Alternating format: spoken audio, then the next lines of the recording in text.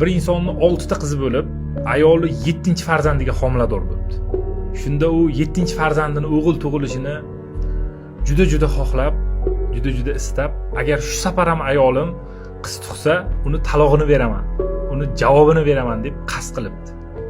Shu kecha uxlab tush ko'ribdi. Tushida qiyomat qoyim bo'lganini va do'zax hozirlanganini ko'ribdi. Uni do'zaxga hukm qilishibdi. Har safar do'zaxning eshigini oldiga olib borgan vaqt, uni har eshikning oldida qizlari to'sar ekan, do'zaxga kirishiga qarshilik qilar ekan. Toki 6 ta do'zaxning eshigidan shunaqa o'tibdi va 7-eshikning oldiga kelganda unaqa bo'lmadi.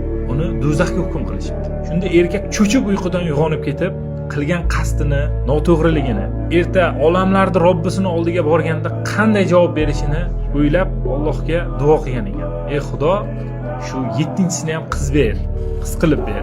Bergan taqdiringga roziman deb duo qilgan ekan Xudoga.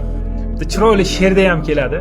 Duo qilay ey yaratgan Parvardigor, ikki dunyo aziz qilsin yuzlarimni.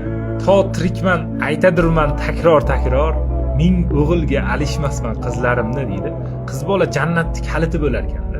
Shu uchun qiz bola tug'ilganda xursand bo'lish kerak. Sog' bo'lasizlar.